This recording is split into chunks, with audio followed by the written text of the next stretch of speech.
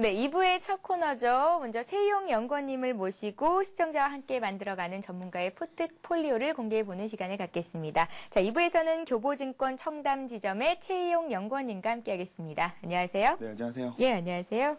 자, 먼저 최희용 연구원님의 포트폴리오 어떻게 구성이 되어 있는지 여러분들께 꼭 확인을 먼저 해드리도록 하겠습니다. 화면 보시죠. 자, 최희용 연구원님께서는 현재까지 주식을 3가지를 가지고 계십니다. STX 엔진 30%, LG전자가 20% 있으시고요. 영보화학이 15% 정도 있으십니다.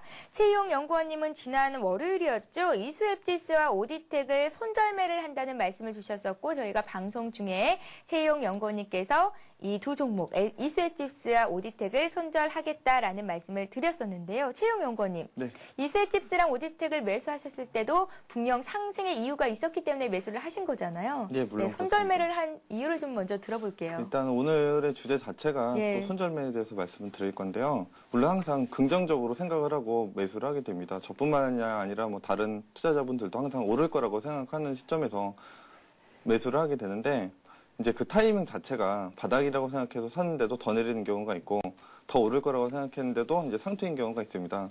근데 요즘 들어서 좀 코스닥의 움직임이 좀 안 좋은 상황에서 좀 현금 확보와 종목 교체를 위해서 그런 것도 있었고요. 아직 손실이 10%를 넘지는 않았었는데 예. 제가 다른 종목을 좀 매수하기 위해서 과감하게 좀 손절매를 단행을 했습니다. 이수앱지스와 오디텍을 10% 정도 손실 안에서 좀 매도를 하신 거고요. 네, 한 8% 정도 예. 손실이 난 상황에서 매도를 한 걸로 돼 있습니다. 예, 5종목을 갖고 계셨었고 이수앱지스와 오디텍이 빠지면서 이제 현금 비중이 한 35% 정도 되셨는데요. 나머지 종목들의 수익률이 좀 전에 나갔나요? LG전자가 한 17% 정도 수익을 보고 계시고요. 그 밖에 STX 엔진이 6%, 영보화학은 2% 정도 이제 손실률을 좀 보고 계신 상황입니다. 이제 종목 수가 3개로 줄었고 현금 비중은 35%가 되셨는데 다음 종목으로 관심 갖고 계신 종목들이 좀 있을까요? 네, 오늘은 극동유화라는 종목을 좀 매수를 해보자 합니다. 극동유화요? 네, 차트를 예. 잠깐 보실까요? 예.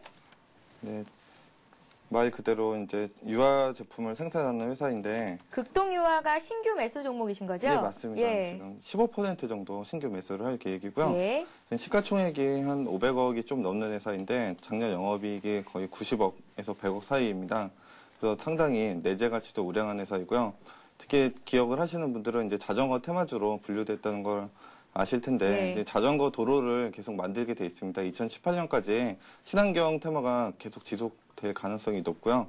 좀 요즘 들어서 조정을 많이 받고 잠깐 증시가 차트 자체가 별로 움직이지 않고 있는데 앞으로 다시 한번 오를 가능성이 있을 것 같아서 지금 추천을 드렸는데 영보화학과 극동유화의 공통점은 내재 가치가 우량하면서도 추가적인 테마가 있다는 것을 지금 말씀을 드리고요. 그래서 이제 하반 경직성이 어느 정도 보장돼 있다는 거를 말씀을 드리고 싶습니다. 그리고 극동유화를 지금 15%를 매수를 하고요.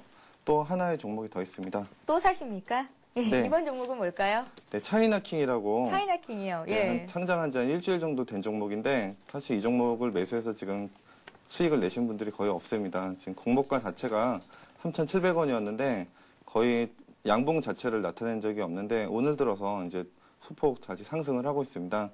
예, 중국 관련주라고도 할 수가 있고요. 건강식품을 만드는 회사인데 지금 시가총액이 한 2,400억 정도 되죠. 예, 올해 영업이익이 한 500억 정도로 예상이 되고 매년 성장률 자체가 20%가 넘는 상당히 발전 가능성이 높은 종목이고요. 기관들이 상당히 매물을 많이 쏟아내고 요즘 들어서 중국 관련주에 또 악재가 하나 있었는데 그 악재까지 지금 소멸이 된 상황이기 때문에 지금 다시 양봉 반등을 하는 것을 확인을 해서 오늘 종가 기준으로 20%를 매수할 계획입니다. 그리고 STX 엔진 요즘 들어서 다시 좀 반등이 나오고 있는데요. 예. 10%만 지금 30%를 가지고 있는데 매도를 해서 현금 비중을 한 10% 정도 유지를 하고 싶습니다. 예, 알겠습니다. 제가 좀 다시 정리를 좀 해볼게요. 최희용 연구원님. 네. 네, 일단 지금까지 갖고 계신 LG전자, STX 엔진, 영보화학을 들고 계신데 STX 엔진이 비중이 30% 정도 있으셨는데 10%를 오늘 종가 기준으로 매도를 하신다는 말씀 네, 주셨고요. 10%만 수익 실현을 하고 예, 싶습니다. 예, 알겠습니다. 그리고 추가적으로 두 종목을 주셨는데요. 차이나킹 역시 건강식품을 만드는 중국 기업이라고 할 수 있겠는데 20% 정도를 매수를 하신다고 하셨습니다. 오늘 종가 기준이고요. 극동유화 자전거 관련 기준주로 분류가 되어 있는데요. 15% 정도를 또 한번 종가 기준으로 매수를 하신다는 말씀을 주셨습니다. 자, 그렇게 되면 이제 LG전자와 STX 엔진, 영보화학이 플러스돼서 차이나킹과 극동유화까지 다시 5종목이 되는 거고요. 현금 비중은 10% 정도가 되는 겁니다. 맞습니까? 네, 맞습니다. 예, 알겠습니다. 자, 지금까지 최희용 연구원님의 포트폴리오를 살펴봤습니다. 앞으로 이 종목들이 향후에는 어떤 흐름 보이게 될지 여러분들도 많은 관심 가져주시기 바랍니다. 자, 다음은 증시전략센터에서 배우는 증시 시간이죠. 반드시 이기는 투자법을 이어갑니다.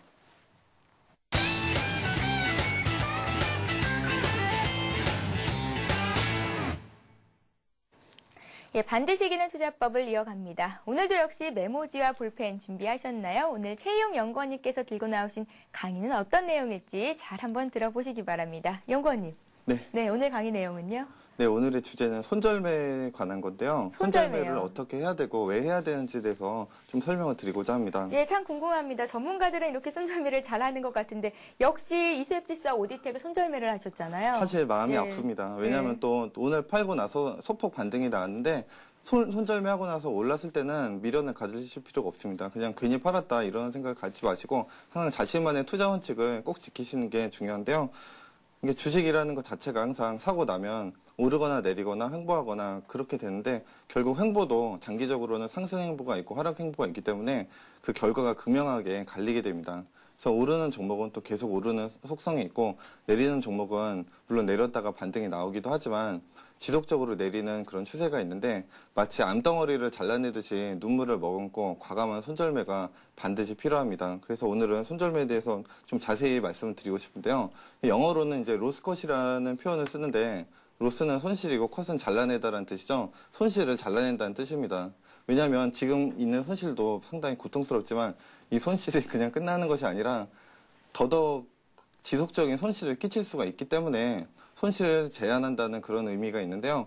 이제 좀 더 구체적으로 말씀을 드리도록 하겠습니다. 예, 주식 투자에서 손실을 최소화하는 것이 가장 중요할 텐데 오늘은 그중에서도 손절매 어떻게 하는 것이 옳은가라는 강의 내용으로 강의를 이어가 보도록 하겠습니다. 자, 많은 분들이 손절매를 왜 못하느냐라는 이유에 대해서 궁금증을 갖고 계실 것 같은데 제가 좀 정리를 해볼까요? 최 연구원님. 네. 네, 제 경우를 좀 살펴보면요. 일단은 다시 주가가 오를 것 같거든요. 그렇죠. 예, 그런 경우도 있겠고 도저히 이 가격에서는 내가 팔고 나올 수가 없겠다. 도저히 손절매를 못하는 거죠. 이런 경우가 있을 것 같은데 손절매를 투자자들이 잘 못하는 이유 어디에 있을까요?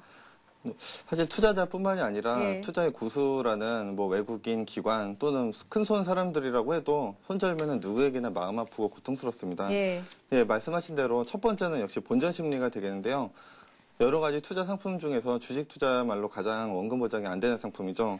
2만 원에 샀는데 15,000원까지 내리면 주당 5,000원씩 손실을 본 것이 되고 당연히 아까운 마음이 들게 됩니다. 인간이라면 누구나 그런 마음을 가질 수밖에 없는데요.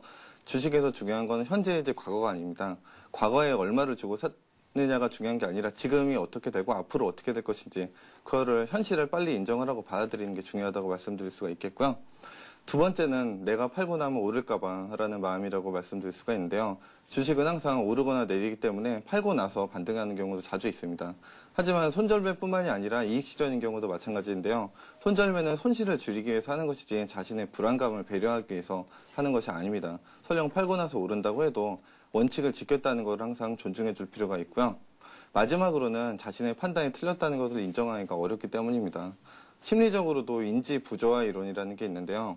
쉽게 말씀드리면 자신이 틀렸다는 걸 인정을 하고 손절매를 하는 것보다는 기다리면 오를 거야 이런 식으로 자기를 합리화하는 게 계속 이어지는데 이렇게 시장과 싸우면서 버티게 됩니다. 이성적인 사람이지만 동시에 이제 감성적인 사람이기도 한 게 우리들의 모습입니다. 예.